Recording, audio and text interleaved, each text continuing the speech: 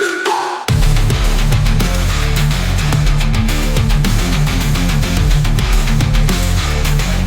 right. Well, welcome back to the Joe & Co podcast. Today we have on Miss Sara Sparza. And Sara we've been excited about this, and it's been a really cool story because Sarah's actually Matt's sister. And, when you first mentioned it, I was a little surprised, because I'd met your sister once, just hi, hello, that's it.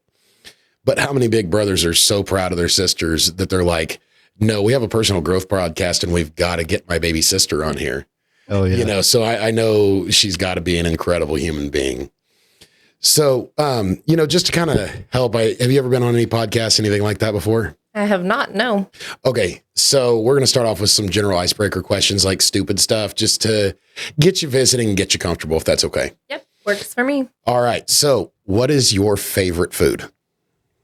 Oh my goodness. I don't have one. No? It'd probably be easier to answer if you said, what is the food you dislike the most? Okay, that was the next question, so we can do that. Generally, fishy foods. Really? Anything that tastes super fishy, I'm out. Yeah. Or just looks slimy or weird. Other than that, I'm game if it's food. Okay. This is not a question we ask everybody. Do you eat mayonnaise? Absolutely. Okay. I don't think she knows the mayonnaise deal. Your brother, there's a video of him having to eat mayonnaise and just, about dying. He's sweating. I hate mayonnaise. Oh my. Okay. Yeah. You learn something new every day. Right. So do you have any, I know you're a business professional, you have children, Yep. You have a lot of those responsibilities, but do you have any hobbies? Oh, goodness. When I have more time, I love to read. I don't know if that's really a legit hobby, but I love the mountains. I like hiking, even just going for walks. Generally, that's about it. Okay. Now. Do you have a favorite book series or? No, I Type of know book? this sounds super cheesy and ultra lame, but I like motivational reads. Anything that's uplifting, makes you feel good. I don't generally like those sappy, makes you cry. If I'm in the mood for that, I'll watch Netflix. But no, when it comes to books, I just want to read something that, you can learn, grow. It lifts you up. You're in the right spot. Right. Can you give us any recommendations on those? Oh my goodness. There's so many. Has there been any specific books that really changed or altered your thinking on that personal growth level? Oh my goodness. You're putting me on the spot. The first book that comes to my mind, and I'm terrible. I feel so bad when people ask me, give me a good book. I can never remember the author, but Winning is the first one that comes to my mind. Radical Candor is a good one. There's just so many. There's a lot. Have you ever heard of Jocko Willink? I don't think so. He has a book that we're all a big fan of called Extreme Ownership. Okay. I'll have to check that out. I can give you a copy. It's highly recommended. Okay. Yeah. If you don't have the extra copy, I have an extra copy. Very good. Yeah. Okay. So that's awesome. So if you could sit and have dinner with anybody, alive or dead, who would you sit and have dinner with? Oh man, there's so many people. Lucille Ball, hands down. Okay. Well, why Lucille Ball? Because she's so good. She's funny. She's witty. She's cheeky. She's charming. Anybody that can make you laugh, that's where it's at. She's All right. my favorite. Very cool. Very cool. So we talked about books. So let's get a little gratuitous. Do you have a favorite movie or that one you can just always watch? I've really never been a big movie TV watcher. I don't know. I really don't have a favorite movie. Honestly, if I could sit down and just watch something on repeat, it would be I Love Lucy. No lie. It's not even a movie. It's just, I guess, a sitcom. So, Sure. Yeah. Right on. And then something we've asked everybody else, what do you cook? If they were having a competition of a certain kind of food, what do you cook? What's your best? Okay. Well, for starters, I wouldn't be allowed in the competition.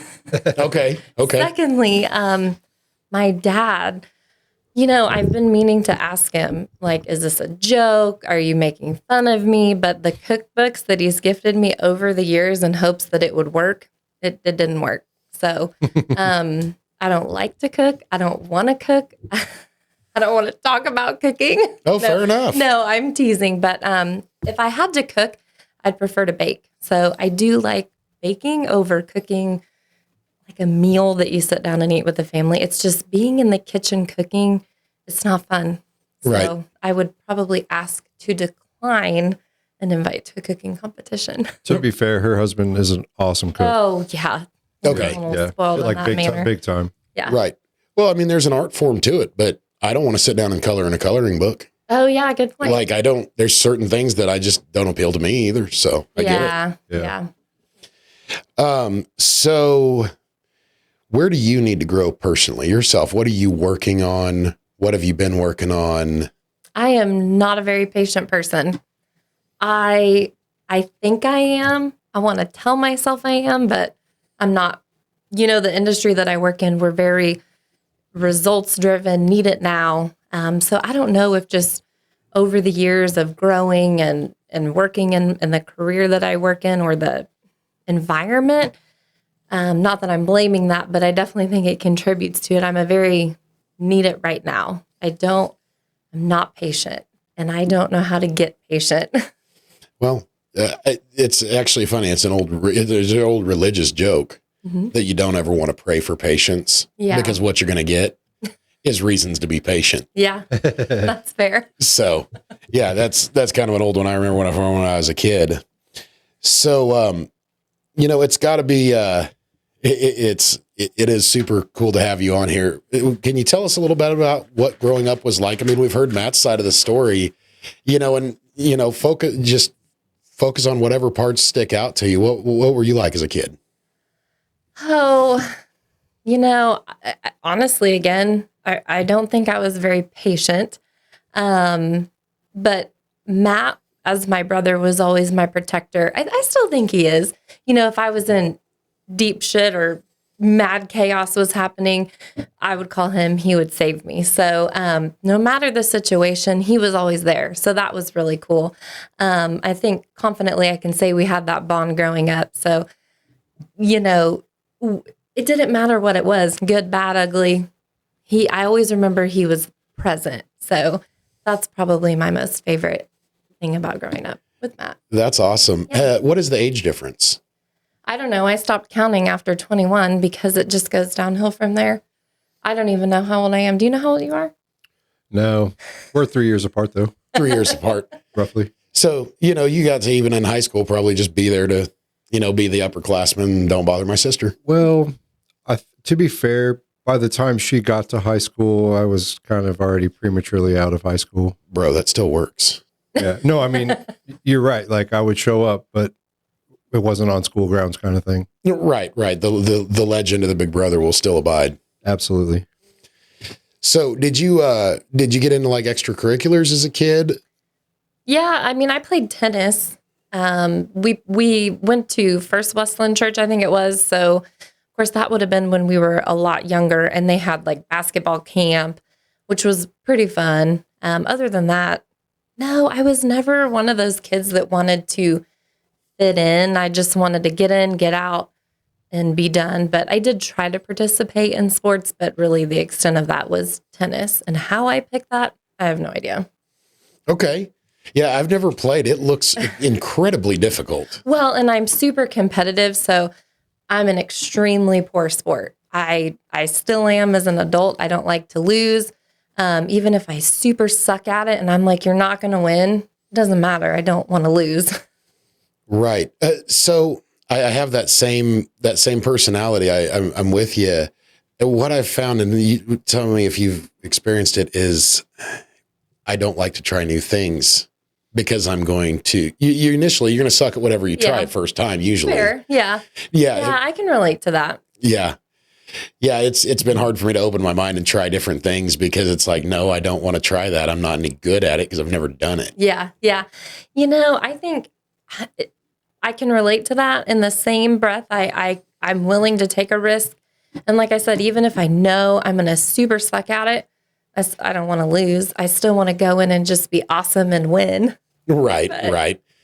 Yeah. And so did you have like a certain subject you excelled at in school, or all of them? It sounds like probably. Well, hated math. I still do. I tease my team at work. I don't even know how to spell math. So if we have to start talking about difficult things, I'm out. But English, writing, reading, that was probably, I would say, what I enjoyed the most. So naturally, I think I just excelled at it, just out of appreciation for those subjects, I guess. I graduated high school a year early. So I had to double up on a lot of those classes. So it definitely made it easier to try to enjoy the subjects that I could to get through it. That's really cool. Did you did you have to take college after or did you wait on that, or? No, I started Wichita State. I guess it would have been my junior year. I took a public speaking class. I just kind of dabbled in it a little bit, but for the most part, I would say I made my way through high school, and then I really got more heavy into more college classes. Okay. So if you took public speaking, like what were you aiming for? I mean, what was on your mind to take a public speaking? Were you going to be a motivational speaker, I or? have no idea. If memory serves me right, I think it was almost like not a scholarship type program that they offered at the time, but the public speaking just fell into it. I was mortified. I had no idea what I was getting myself into. The class was ginormous. But I mean, it was a good experience. I had no idea what I wanted to do with my life. I still don't. So it was just really one of those opportunities that it's right in front of you. Take it, see what happens. Right. Well, it seems to have served you well because you speak very well.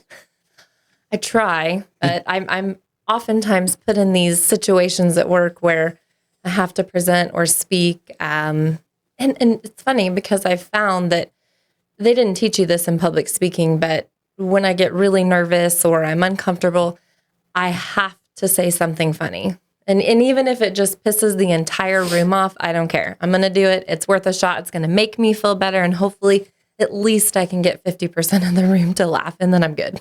Right. Okay. That's a cool trick. Yeah. Yeah. So did you go kind of straight into aircraft when you joined the workforce, or tell us a little bit about your early career? Yeah. So no, I didn't. I just had, I guess the normal jobs of what you would see at kids that age. Some of that part of my life, I will say, is a little bit of a blur. There's really no specific reason. It wasn't like that time of my life was really good or really bad. There was just things about it. But long story short, I moved to Tulsa for a short stint. My mom was living in Tulsa at the time, moved back to Wichita. And I would say probably when I was 19 or 20, I got a job at Cox Machine, a machine shop in Wichita. And that's really where it all began. So in fact, I hired on through like a temp agency, and I thought, okay, this is the dumbest thing ever. I just need a job. We're going to get things going. So I got a job there and pretty much never looked back.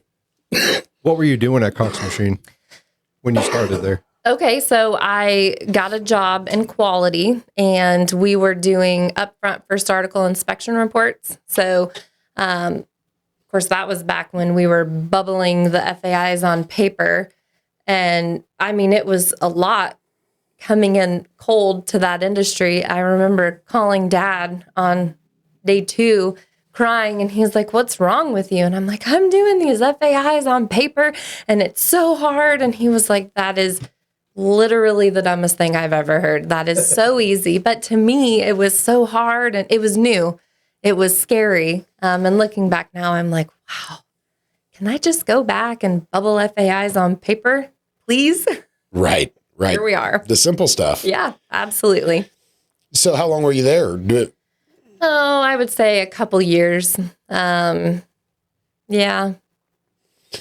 Right. Right. And then did you go straight from there into where you are now, or? Nope. I ended up getting married. That took me to North Carolina. There was not that there wasn't aircraft in the environment or area I was in, but nothing that really felt like a good fit at the time. So I ended up moving there. I got a job at a real estate company, just doing like work orders and I would say data entry. So did that for a little while. And then I moved back to Wichita and went back to Cox Machine. I was very lucky that they were able to bring me back on board. Back into the quality department for a little bit, and then I moved into supply chain. And then from there, I was recruited to a company called Global Parts, the manufacturing division of their company in Augusta, Kansas. I was there for about almost 5 years, and then they decided to close that part of the business, the machine shop. And then that's basically what took me to Spirit. Oh, very nice. And so when you started at Spirit, did you start, it seems like you kind of had an administrative and, checking other people's work job. Is that what you started at Spirit, is just checking people's work? Or? Yeah. So the cool thing about when I left Cox Machine to go to Global Parts, I was just going to be a buyer basically, but it's a small company. So throughout my time there, I pretty much worked my way up. When I departed Global, I was the operations manager. But what was really diverse and unique about that job, especially in a small company, is you could be meeting with a customer in the morning and then wrapping pallets in the afternoon. So that's definitely what I liked about a small business. So when I left that role and went to Spirit, I told myself I don't want to be in leadership. I just want to be a buyer. Just let me do my job and go home. But so yeah, I went to Spirit and I got hired to just be a buyer. So buy parts and go home. Right on. So in the trade I'm in, like, people treated, the young guys really poorly, and it was just kind of a rite of passage, and it was the way it was. And, it wasn't a very welcoming environment.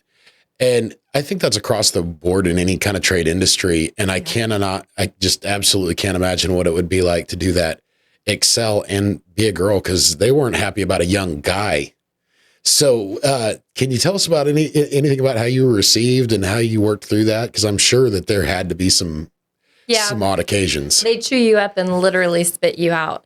It's really interesting because I always tell people I'm a lot and I know that, but it's okay. There's nothing wrong with that. So if I don't know the answer, I'm going to ask. If I still don't know the answer, I don't understand, I'm going to ask you again. I'm not just going to walk off and let it go and pretend like I'm golden. So I think that there's definitely a culture at Spirit where you have these young people that are new coming in, but then you have a very large, section group of people that have been there for years and years and years, and they just know. But there's always new ways of doing things. The way we've been doing it for 2,800 years is not always the best way.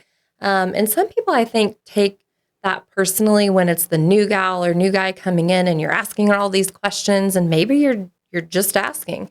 Or maybe you're trying to improve a process. So that was a little difficult to navigate. A lot of people are not always forthcoming with the information. They really want you to try to hunt it down. But there's 1,800 policies and procedures and websites and links. And it's like the kid at the first, your first day at college, you're lost. I mean, that's literally what it felt like. Right. It seems really big. Yeah, absolutely. No, something you keyed on was that you'll ask the question and you'll keep asking the question. And I think that's a lot of trouble where, I've gotten into is if I don't know, I don't want to look stupid. I don't want to look ignorant and I have to ask. And that's something that I've had to really work hard to kind of overcome. So the fact that you come to it so naturally, man, that's had to have benefited you a lot. Well, and I think that over time you learn the people that just think you're dumb and you're never going to be able to change their lens on that ever. So when I have to approach those people even today in my career, I just say, listen, you've got my permission to laugh. Go ahead. But I'm going to ask you this question that you're going to think is ultra stupid, but I need your help. So, and then you have this other set of people that, they will literally move mountains to help you. You've built that rapport. You have those relationships. But I often feel like it's very black and white. There's no middle of the road. So, Right. Something you said there that you built a rapport with people. How do you do that? You be kind. People are so mean in this world today. Smile, like just be approachable. There are so many negative, ruthless people, even at work, at the grocery store. And unfortunately at work, you can't say who pissed in your Cheerios today. But I am a firm believer that kindness wins every single time. Even when you're having the crappiest day, just be nice. You might be grinding your teeth in the process, but that's really just been my outlook on it. All right. Kill them with kindness. Yep. Hi. You live in Kansas and it's like 85 degrees outside. AC is really important. Joe Fry from J Fry Enterprises runs a heating and air company. If you're in the Wichita area, where else? Man, 50-mile radius. 50-mile radius of Wichita, J Fry Enterprises. Heating, cooling, ductwork, commercial, residential. Call the guy. He's here for you. Right. Absolutely. So we had mentioned that, you have some kids. How old are they now? Oh, goodness. So my youngest is 2. His name is Jack.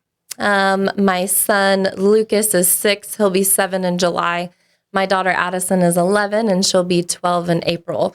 And then we have a blended family. So we've got Riley. She's going to be 15 in May. So we're very busy, very, very busy. Right. How do you balance that? Because I know Spirit can be like super demanding, and kids, they still have their demands too. So how do you balance all that? That's got to be. Yeah, that's a great question.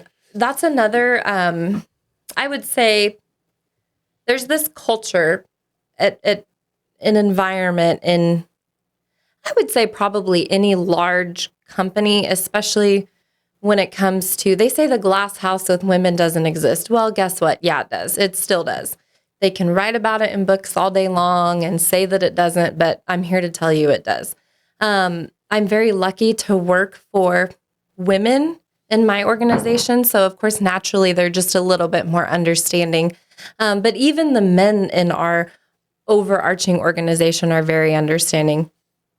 But ultimately, my point is I made it clear early on that I don't need my job. I need my family. So when I have to leave, that means I'm leaving and my children come first. So, there's always going to be that ebb and flow, right? Like maybe I need to check on something later after the kids go to sleep, but I am not going to spend my life at work.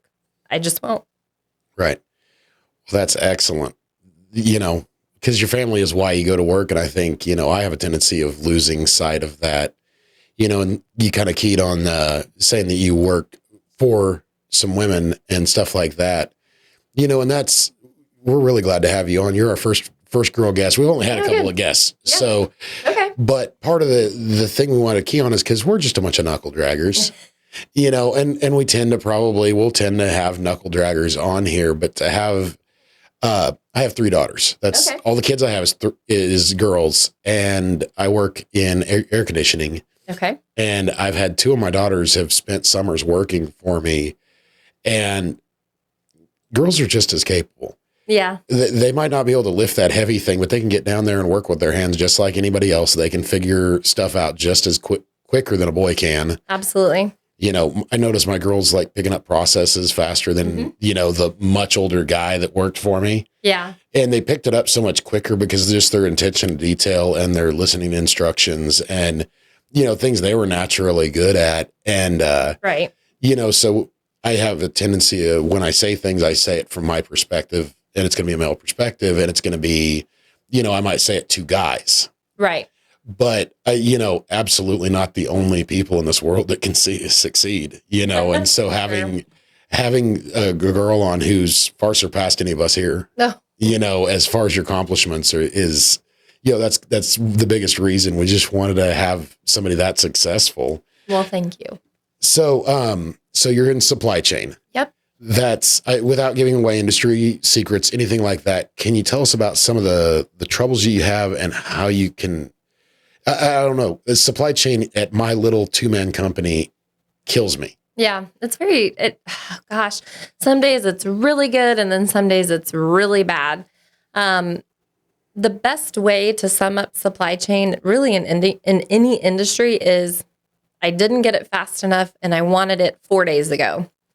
Okay, but it wasn't due until 5 days from now. Doesn't matter. So you just have to think super strategically. You have to constantly move your priorities. I always tell people this. If you're a check the box kind of person, this is not the job for you. You can be a check the box person, like drawing boxes in your notebook, but then throw it in the trash and start over, because everything you thought you were going to check, you're not going to check any of those today. You might check them in a month from now, but you're not going to check those boxes today. So the priorities are always moving and shifting. You have to be very dynamic and diverse in supply chain. Yeah, I'm starting to twitch. Like, oh, that it's not going to get finished for a month. Right. I'm starting to like, oh, Right. no, that's. And why? Why? We get asked that question all day long. Why is it late? Why is it not on the machine? Why did the material arrive late? And you have to know those answers. It's very stressful sometimes, but it's also super rewarding when you can say you bought this major structure or tiny little bracket and you brought it home on time. It's goodness. Do you ever get because like in supply chain, you can have things where it's not your fault. Like this is completely out of my control at all, but you have to deliver the bad news of like, hey, this won't be here for a month. Yeah. How do you have like a way of preparing for that conversation of like, all right, I'm about to get ripped because someone else, 7 states away messed up? Oh, yeah. And I love that question because it is our fault. You go into this without even having put a part on a purchase order, and it's already your fault. They preemptively know that you messed it up. And we knew nothing about how this, project was going to play out, right? So really, my job as a leader is to put that shield of armor on and protect my team and go in and we'll deliver the bad news, but then reiterate to the team, what did you accomplish along the way? Because to your point, it's not always our fault. I can't control the guy in Cincinnati that decided he wanted to go to Cozumel for a week and didn't tell us. I mean, whatever the case may be. So really, my best advice is facts. You just go in, it is what it is, but you better be ready to explain everything you did to try to avoid it. And they know that things happen, but like I said, it's supply chain's fault. You're really describing a lot of what they talk about in extreme ownership. I mean, just the statement you made about it doesn't matter, it's my fault. Like it's taking that ownership of it. And then it's like, now that I've done that, how do we solve that problem? You seem like you really thrive in that environment, like with the highs and the lows. What about that gets you fired up? I mean, what is that thing that keeps that spark inside you? Because a lot of regular people would really crumble in those high stress situations where the people that like we look up to and that we seek inspiration from, they thrive in those environments. I've often looked at myself like the type of person that I thrive under pressure. When my back's against the wall, I make my best moves. I'm thinking the clearest, and I don't know what that is about me. I don't know if something's just in my brain wired differently, but we're clearly the same in that regard. But like, what is it for you that sparks that? I've been asked this question a few times. It's sick. There's something wrong with me. I don't know, but it is, oh my goodness, I got to get out. This is too much. And then I'm like, wait a minute. I thrive in chaos. And it's not really a bad thing. It just means you're an extremely critical thinker. You can think quickly. You can make decisions under pressure when there's not pressure. I really think it's actually pretty unique when a person can thrive in that type of environment, but it definitely takes the right individual. You have to be able to leave it at work, right? Even if you had a great day, leave it at work. If you had a bad day, leave it at work. Because tomorrow it's going to be completely different. That problem's in the past. Maybe not, but for the most part, there's going to be another problem the next day, and you're going to have to be on your toes and figure out how to solve it. I think that's a great answer, and I really relate to that. I didn't even realize how much I related to you. Explained it that way. Let's talk about like leadership styles. I mean, where did your leadership journey begin? Like, when did you what was your first like leadership role? what were you doing? So that would have been at the time I was at Global Parts. And honestly, looking back, I don't even fully remember. It just happened. I had various roles at that company. I don't know if it was a matter of I showed up every day, I worked really hard. I never really had it in my mind that, wow, this is what I want to do. If anything, I think deep down I wanted to avoid it because I don't even know the why. I really don't. I've tried to figure that out, but Were I you don't know. were you handpicked when you were at Global?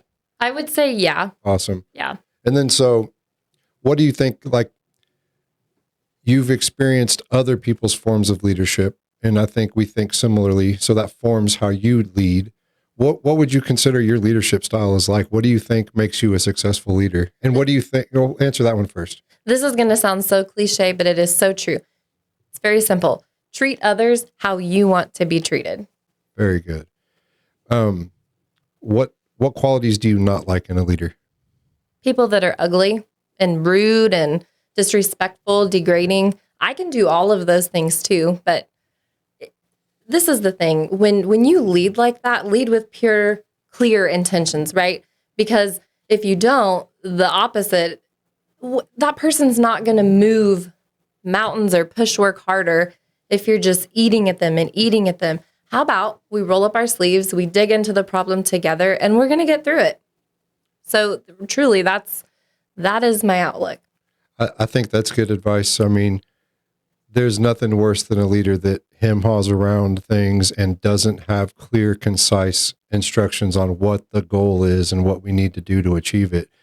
And you touched on it earlier, but like just the gatekeepers that we experience out at Spirit, especially, they don't like to share the knowledge and help grow the next generation.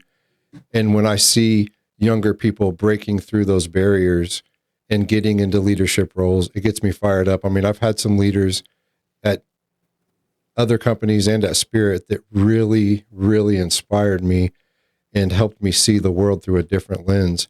And then I realized, like, man, they're not all crappy leaders. They're just, because you get those guys out there in leadership that are just phoning it in. They wanted the easy path. They didn't want to do the manual labor, and it's just like, man, that's such a toxic thing to be around. Yeah. It drags the whole team down. And when you get a leader that's got some spark in them and some direction to them, it just inspires people, like you said, to want to work hard for you, to want to move mountains for you. And at the end of the day, everybody wants to show up and do a good job. Yeah, And I agree. And if you can't tap into that, you're in the wrong position. And you see so many people get in those positions, not based on merit, not based on skills that they bring to the table. And it just turns into a shit show, for lack of better words. Yeah, it does. What's your, now that you're in the position you're in, what are some of your favorite things about what you do on a day to day? What are the things that you enjoy about work? Some people I feel like don't find any enjoyment at work, but are there things that you enjoy with work? I would say just the interaction with people. I always thought, how cool would it be to just work at home and do my own thing? That's the dumbest thing ever. Excuse me. I need people. I need human engagement, human interaction. I need that. I've learned that about myself. Even just this past week when we had some snow days, by day 3, I'm like, I got to go to work. I'm freaking out. Everything's on fire. I can't pass go. Get me out of this house. So really, in short, it's the people. That's what it is. Yeah, I like that. It's so funny. I'm realizing how similar we are in a leadership mindset. When I was in leadership, obviously I'm not now, but when I was, that was my favorite thing, was just helping people bring out that best in them, helping them see that the mountain really isn't a mountain, and just as a team, overcoming obstacles and objections and just little bumps in the road. And one of the things that I learned too was just, I cannot stand people that expect the person in charge to have all the answers right now. One of the things that makes me a valuable leader is I don't have the answer, but we're going to find it together. Yep. And that's the key. I mean, I've had to deal with people in leadership that don't have the right answer, but they hide behind that, and they don't want to humble them. They have no humility. They don't want to humble themselves to find the right answer or to look to the guy below them for the answer, because somebody here has got the answer. You know, three heads are better than one kind of thing. And man, I do miss it. I do miss it. I'm feeling nostalgic right now hearing you talk about it. And, you know, we'll see what life has in store for me, but I don't know. What else? You didn't envision yourself going into leadership, and then you kind of catapulted into it. What did you envision yourself doing? I mean, as a young Sara, or maybe not even young, but in your early 20s, you know, like, what did you see yourself doing? Did you have those goals? Yeah, no. I mean, I want to sit here and say that I did, but what's really difficult as an adult now is understanding better what I should have known then, what I know now. And I have a better understanding of what I really wanted to do. Obviously, far better than having that understanding years and years ago. All I wanted to do was grow up, get out. Stupid. So stupid. All I want to do is protect Addison, go to school, and don't go to school. But if you want to get on that airplane and go to Egypt, go, because you've got to. Life is so short, so precious. And then we have babies, we have families, we get married, we make good choices, bad choices. And then I'm happy, but I look back and I think, okay, I maybe would have done things a little bit different. But here we are. Yeah, man, I don't know. It's crazy because I had the same thing. Like, I'm just ready to get out and be on my own. And now I look at my kids and I'm like, man, I hope they live at home as long as possible and soak it up. And, you know, and just, man, did I have it wrong.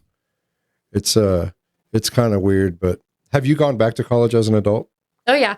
You know, I find early on I would hide behind questions when people at work, you know, where I work at now, for example, I have 18 master's degrees and I am a professor and master's science, whatever. Great. That's awesome. I think it's wonderful if people excel and thrive in their academics. But I also think what gets discounted is the people that have on-the-job experience. I don't have a degree, and I love telling people that. Early on, again, I would hide behind that, and I would avoid telling people that. Shamefully, I have a lot of college credits. I could probably have maybe a couple, but I don't, because I went in thinking, oh, I wanted to do this. And then I thought I'd do this. Well, what they don't tell you is the more you change your major, it sets you back even further. So, you know what? I took a step back and I told myself, I'm not going to keep trying to reinvent the wheel. It's costing more money. It's taking more time. So I'll figure it out when I figure it out. So no, I don't have a degree, but I think I do a great job. I work with very smart people. I try to learn from experiences. And it is a big motivator when people say you're not going to excel. Yes, I am. Oh, I love Watch it. me. So I don't need the senior manager title. I don't need it. What I need is to teach people how they can be successful with or without. There's always a path. So I like to tell people, don't let that deter you. If you want to go pursue it, go pursue it. But if you don't want to pursue it, don't let it hold you back.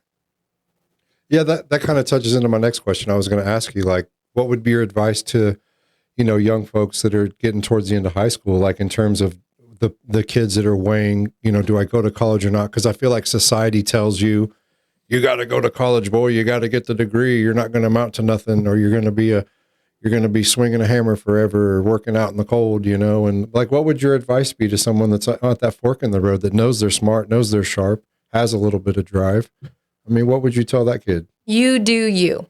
Because at the end of the day, you're right. Everybody said, you got to go to college. You have to do it. What is it going to gain me? Okay, I get it. I want to go be a surgeon. Okay, of course, I want the surgeon to have a great education before he's chopping on my leg, whatever. But I mean, really know what your passion is. there's time. Time is precious, but there is time to figure it out.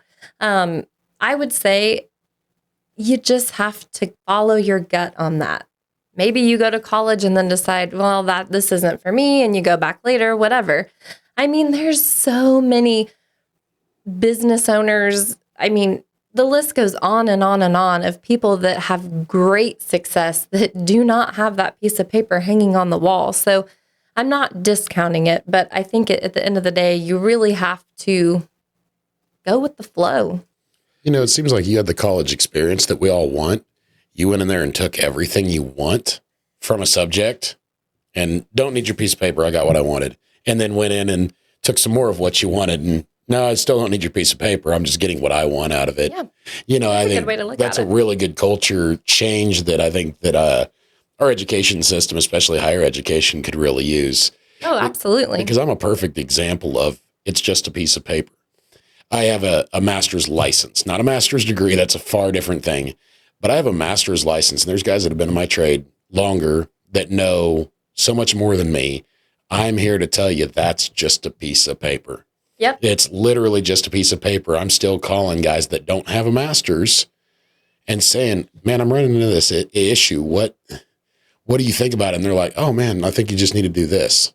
And they're usually correct. You know, the on-the-job training like you were talking about absolutely. It's drastic. It's so much more important. Right. Well, and it's just like leadership. You can't go to college and get a associate's, bachelor's, or master's and then walk out and you're just miraculously a good leader. You can have all of those things and be a terrible leader. Terrible. And you can do a terrible job, not even being a leader. So that's where I ride this fine line between it's a piece of paper or, I mean, you still have to possess certain qualities and be able to do certain things. It doesn't just happen because poof, you went to college and got a degree. So you as an individual have to have certain abilities to be able to follow through and be successful with those types of things, if that makes sense. What's a good thing, an example of like a big leadership challenge that you encountered, and how did you navigate it? Almost like a job interview question. Like, what, you know what I mean? What's something that comes to mind? You don't have to think deep, something that comes to mind, but just a difficult challenge, and how did you handle it as a leader? What do you think made you successful in that situation? Oh goodness, there's honestly probably multiples. You know, honestly, the first thing that comes to mind is dealing with difficult leaders in general, whether they be in my org or not in my org. I try really hard not to put focus on the fact that I'm a woman versus a man, but I mean, I deal with this every single day. And if somebody tells you otherwise, they're lying to you. Like I said earlier, it exists. So when I have a leader that's a male and I'm a woman, there's this automatic persona that I'm just stupid. And maybe I am, but let me do me and you do you. And I'll prove you otherwise. So that's probably been my most difficult challenge, is dealing with the man versus woman, as silly as that sounds, but trying to ingrain that I'm not stupid, I'm not illiterate, or whatever we want to call it. I'm just as capable, and I'll roll up my sleeves and dig in. And at the end of the day, the way I've been able to kind of solve it or decode it is by just being present and being authentic and showing them that, what do they say? You put your money where your mouth is, right? So that's really how I've been able to combat that. I don't know if that answers the question, but that's truly the first thing that comes to my mind. Well, yeah, it does help answer the question, and you quit skirting the issue. You know, when I try to bring it up, you know, you kind of like, oh no, the being the girl part doesn't matter, but no, it absolutely does. Yeah, it does. And it is a challenge. And I mean, you almost get like double points for making it in some of these industries. Yeah, it's been hard. I mean, I joke at work, and it's not that it's a joke, but I'll always say, well, that's I'm going to earn redemption. It's going to make me work harder because I want to prove you wrong. Not to say that to discount anything I said formerly, but when it comes to my little lane that I'm in and leadership and trying to deflect, being that way is just going to make me work twice as hard to show you that I'm just as capable. Do you find that men get like intimidated by having like working around a woman who has answers they don't, or might have just answers they don't, stuff like that? I would say, I want to say yes, but they do. I will say men do a much better job of not letting it show. Women typically, I feel like we wear our heart on our sleeves.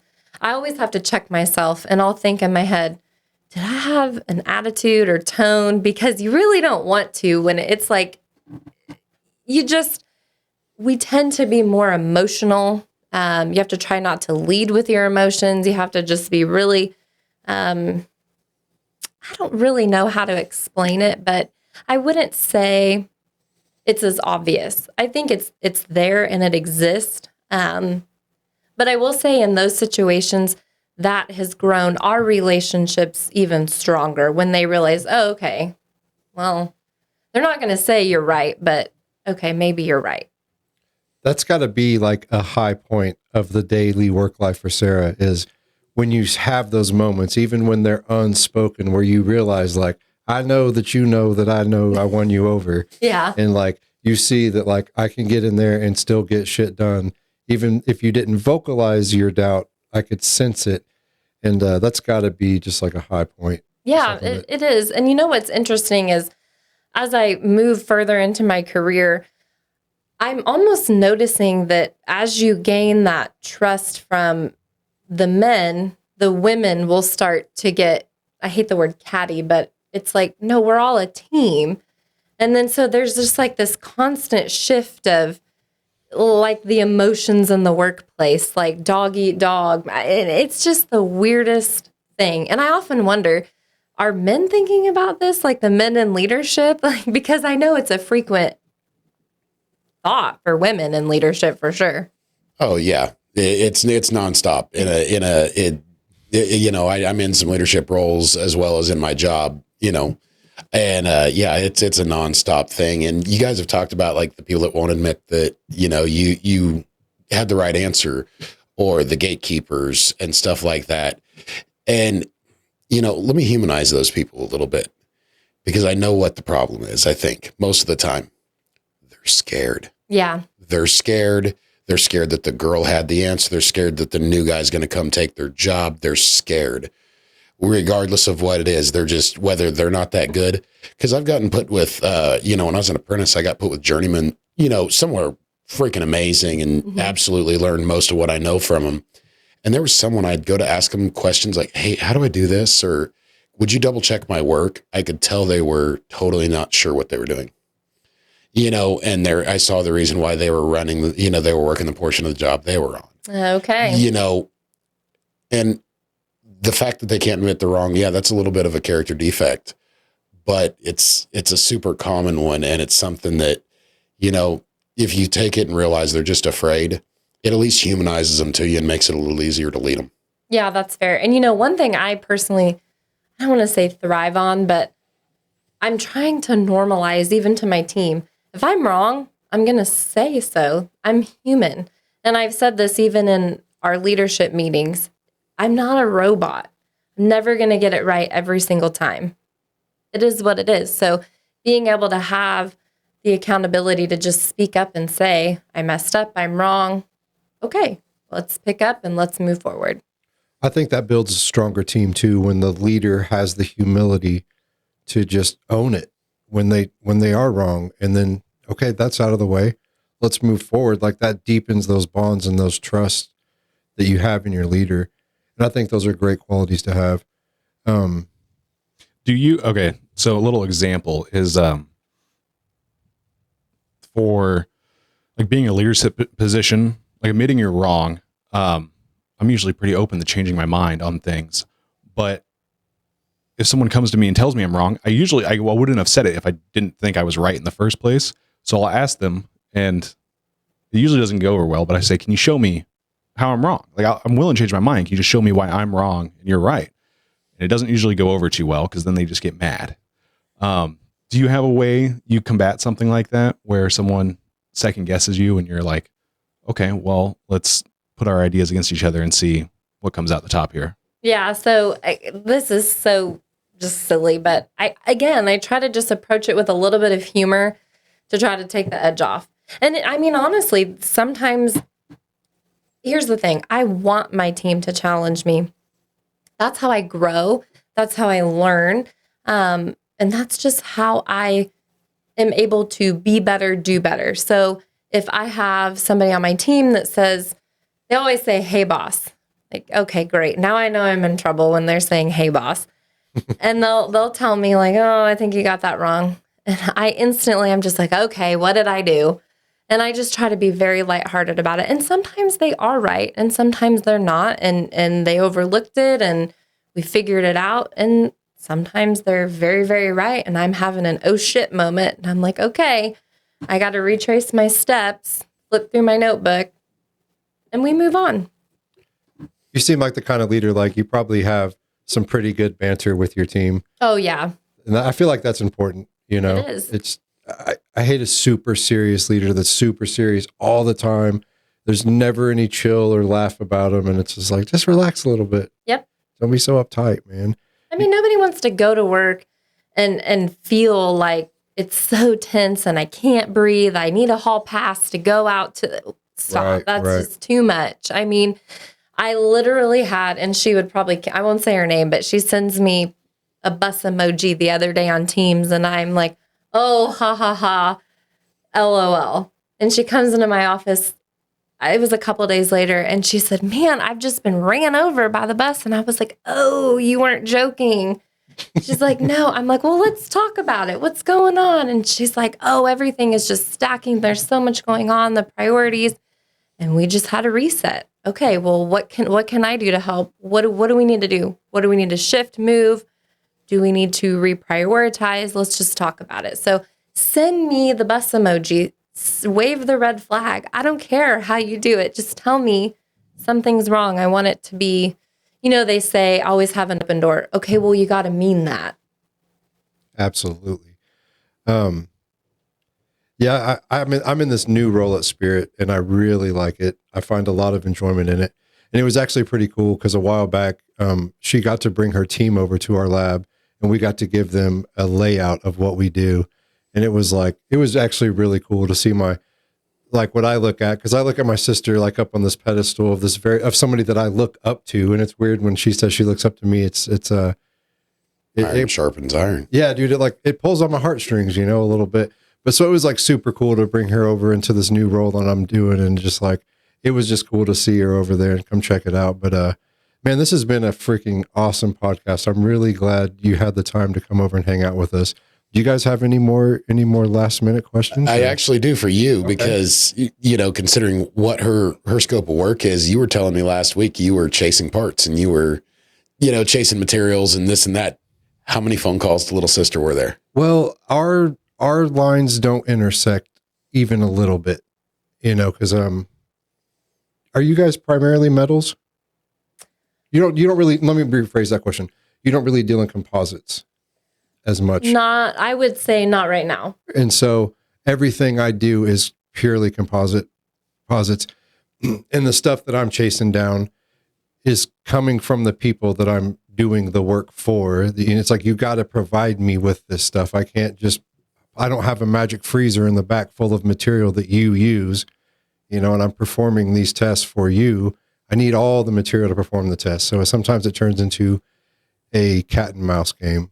Okay. And to be fair, I'm supporting production. They're out in the production world. They're building airplanes every day. It's go, go, go. They need everything done now, yesterday, a week ago. And so you got this guy in the lab that's like, hey, I'm laid back. It's easy going. Like, I need this stuff. And it's like, we'll get to that. We got airplane parts to build. So it turns into a bit of a dynamic there. Yeah. Right on. And I do have, go ahead. I have a stupid question, so you can go first. I think I got the slam dunk, bro. Oh, okay. You guys proud of each other? Hell yeah. Absolutely. Absolutely. All right. Do you know what a vision board is? Yeah. All right. What's on it? Nothing, because I'm not really a firm believer in them, because you make the vision board and you don't do anything on the vision board. So my vision board is full of hashtags. So my team can come in and write the most belligerent hashtag as long as it doesn't get us in trouble. There's been a couple I had to erase. Like somebody wrote hashtag I quit, hashtag I'm going to Textron. And I'm like, let's put Boeing instead of Textron. Deal? But no, I think they're great. They're not for me. I think that I've seen so many people have vision boards and then they just sit and then you got to dust them off and, move the tiles around. But no, all jokes aside, my vision board is as I get older, I want to travel. I've always wanted to travel. So if something's on my vision board, it's how do I get to that point in my life where I can go do that? Right. What are your top couple places you want to see? Oh my goodness. Anywhere that has mountains. I love the mountains. Honestly, another thing that would be on my vision board is how do I get out of these four corners, right? Like this is home. I love Kansas, but this is not where I want to be. So my career is important to me. My kids finishing school is important to me. But then that light turns on and I'm like, okay, I have this many years before I can take action. What can I do to get to that point so I can put the clothes in the suitcase, zip it up and go? So I don't really have a big desire to go outside of the United States, but really anywhere that's mountains. I love Colorado. It's super beautiful. There's tons of things to do. I like that you can do lots of different things outside. That's what's probably on my vision board. Very cool. Very cool. Matt and I are headed over to Durango and later on this year, so maybe you should come with. Oh, I'm jealous. I mean, mountains and motorcycles, dude. You have an option to be jealous or an option to be a part of. Thank you. You can come with. Yep. All right. Be awesome. It's beautiful there. So, all right. Well, thank you so much for visiting with us today. This has been awesome. Thanks for having me. See you guys.